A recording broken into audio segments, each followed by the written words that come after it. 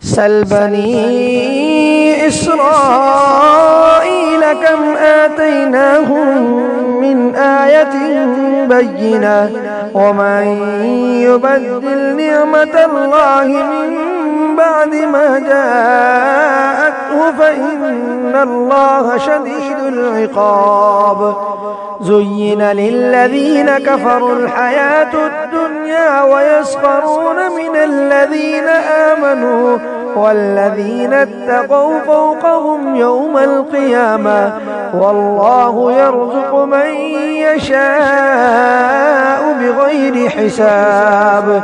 كان الناس أمة واحدة فبعث الله النبيين مبشرين ومنذرين وأنزل معهم الكتاب بالحق ليحكم بين الناس فيما اختلفوا فيه وما اختلف فيه إلا الذين أوتوه من بعد ما جاءتهم البينات بغيا بينهم فهدى الله الذين آمنوا لما اختلفوا فيه من الحق بإذنه والله يهدي من يشاء إلى صراط مستقيم.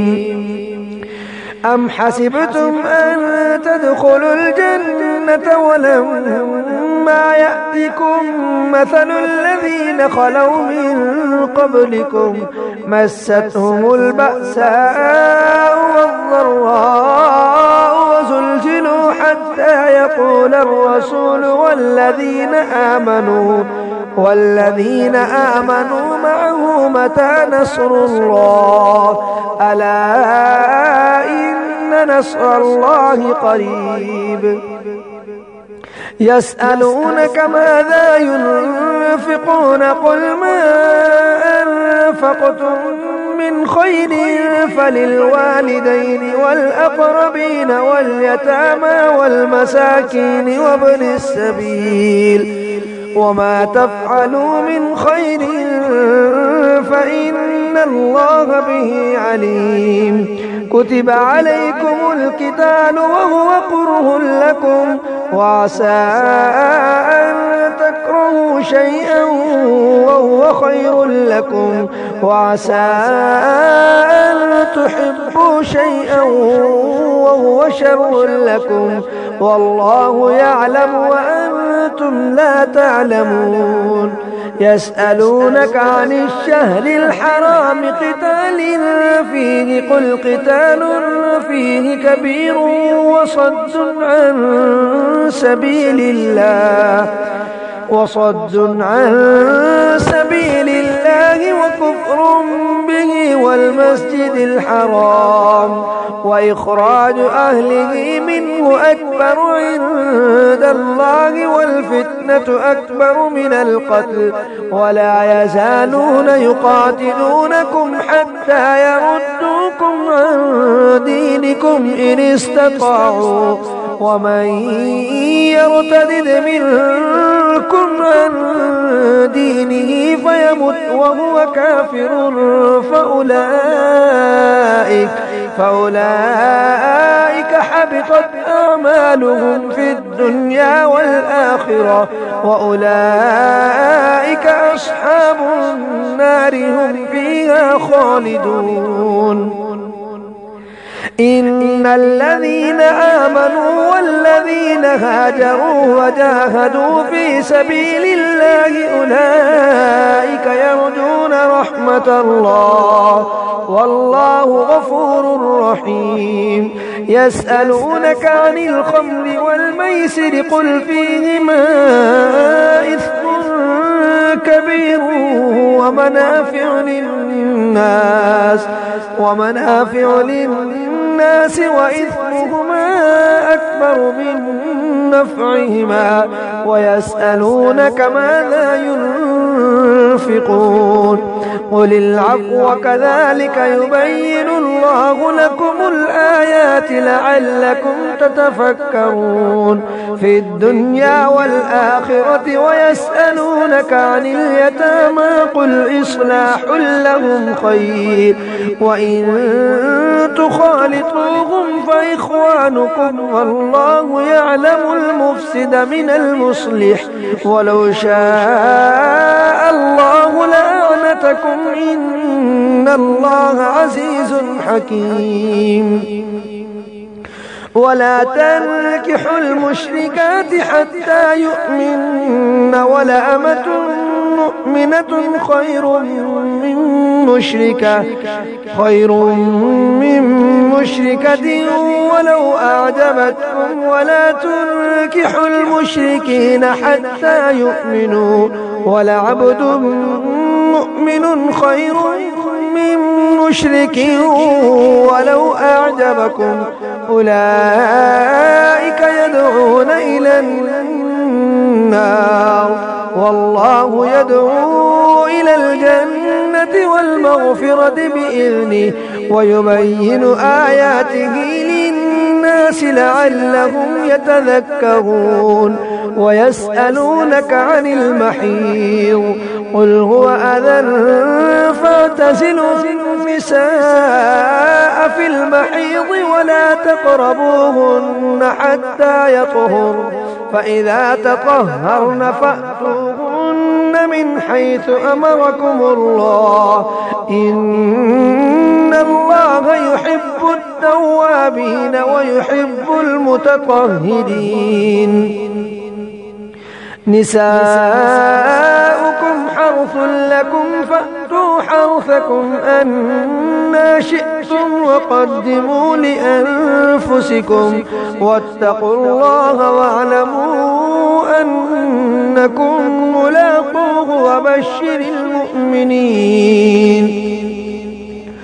ولا تجعلوا الله عرضة لأيمانكم أن تبروا وتتقوا وتصلحوا بين الناس والله سميع عليم لا يؤاخذكم الله باللغو في أيمانكم ولكن يؤاخذكم بما كسبت قلوبكم والله غفور حليم للذين يؤلون من نسائهم تربص 4 أشهر فإن فاءوا فإن الله غفور رحيم وإن عزموا الطلاق فإن الله سميع عليم والمطلقات يتربصن بأنفسهن 3 قروء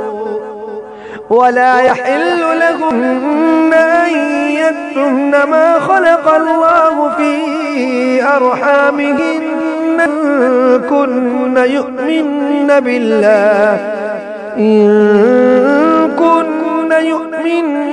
بالله واليوم الآخر وبعولتهن أحق بردهن في ذلك إن أرادوا إصلاحا ولهن مثل الذي عليهن بالمعروف وللرجال عليهن درجة والله عزيز حكيم الطلاق 2 فإمساك بمعروف أو تسريح بإحسان ولا يحل لكم أن تأخذوا مما آتيتموهن شيئا إلا أن يخافا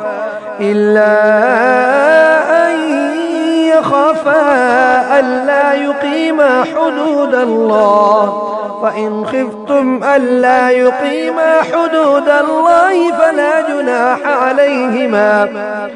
فلا جناح عليهما فيما افتدت به، تلك حدود الله فلا تعتدوها، ومن يتعد حدود الله فأولئك هم الظالمون. فإن طلقها فلا تحل له من بعد حتى تنكح زوجا غيره، فإن طلقها فلا جناح عليهما أن يتراجعا إن ظنا أن يقيما حدود الله، وتلك حدود الله يبينها لقوم يعلمون. وإذا طلقتم النساء فبلغن أجلهن فأمسكوهن بمعروف أو سرحوهن بمعروف ولا تمسكوهن ضرارا لتعتدوا، ومن يفعل ذلك فقد ظلم نفسه. ولا تتخذوا آيات الله هزوا واذكروا نعمة الله عليكم وما أنزل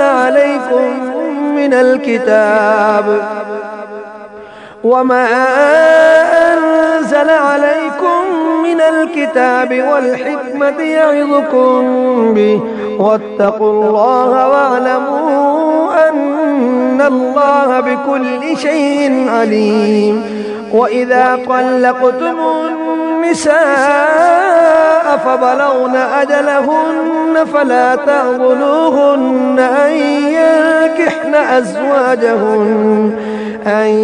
ينكحن أزواجهن إذا تراضوا بينهم بالمعروف، ذلك يوعظ به من كان منكم يؤمن بالله واليوم الآخر، ذلكم أزكى لكم وأطهر، والله يعلم وأنتم لا تعلمون.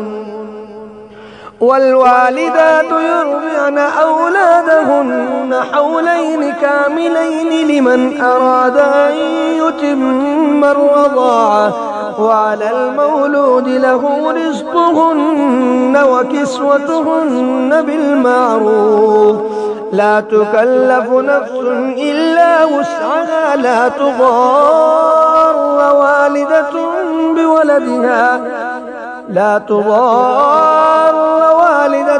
بولدها ولا مولود له بولده، وعلى الوارث مثل ذلك، فإن أرادا فصالا عن تراض منهما وتشاور فلا جناح عليهما. وإن أردتم أن تسترضعوا أولادكم فلا جناح عليكم إذا سلمتم ما آتيتم بالمعروف، واتقوا الله واعلموا أن الله بما تعملون بصير. والذين يتوفون منكم ويذرون أزواجا يتربصن بأنفسهن 4 أشهر وعشرا، فإذا بلغن أجلهن فلا جناح عليكم فيما فعلن في أنفسهن بالمعروف، والله بما تعملون خبير.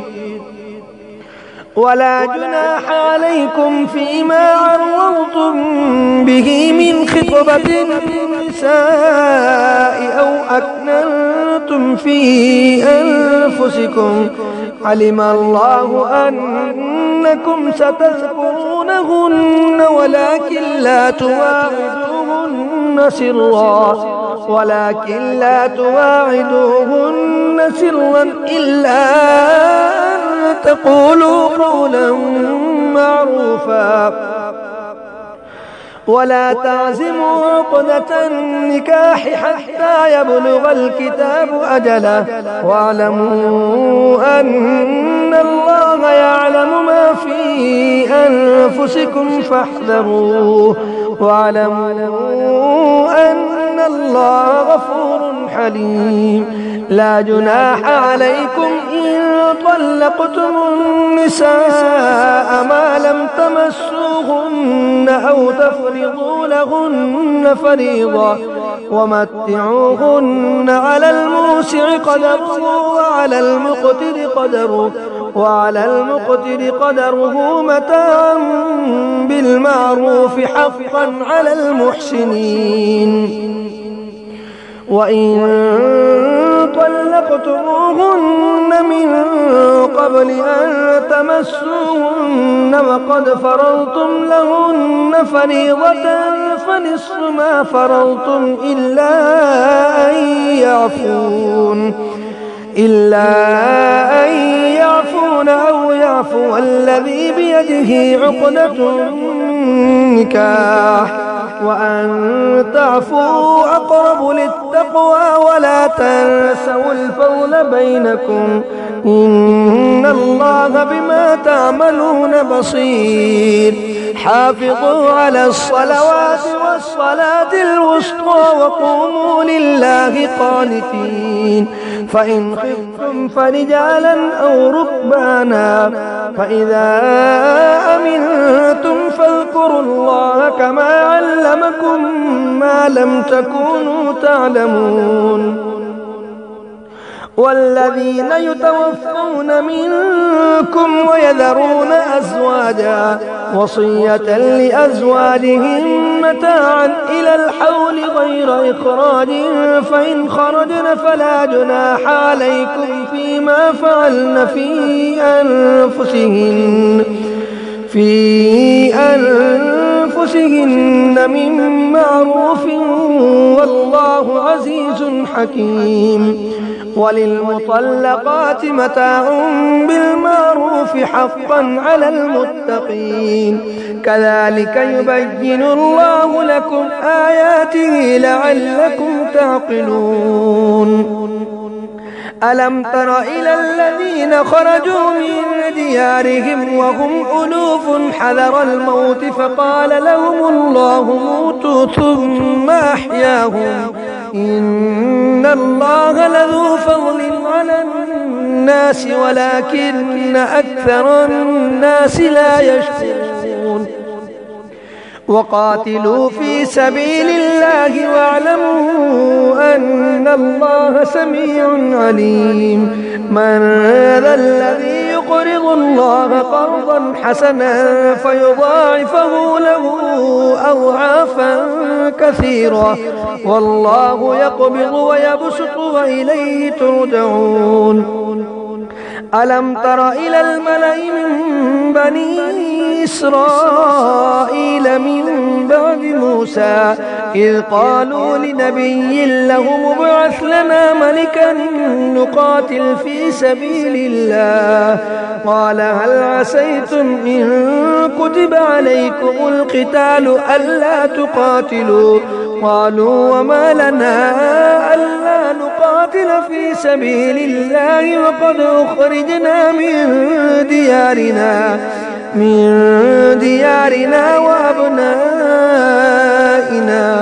فلما كتب عليهم القتال تولوا إلا قليلا منهم والله عليم بالظالمين. وقال لهم نبيهم إن الله قد بعث لكم طالوت ملكا قالوا أنى يكون له الملك علينا ونحن أحق بالملك منه ولم يؤت سعة من المال قال إن الله اصطفاه عليكم وزاده بسطة في العلم والجسم والله يؤتي ملكه من يشاء والله واسع عليم. وقال لهم نبيهم إن آية ملكه أن يأتيكم التابوت فيه سكينة من ربكم وبقية مما ترك آل موسى وآل هارون تحمله الملائكة إن في ذلك لآية لكم إن كنتم مؤمنين.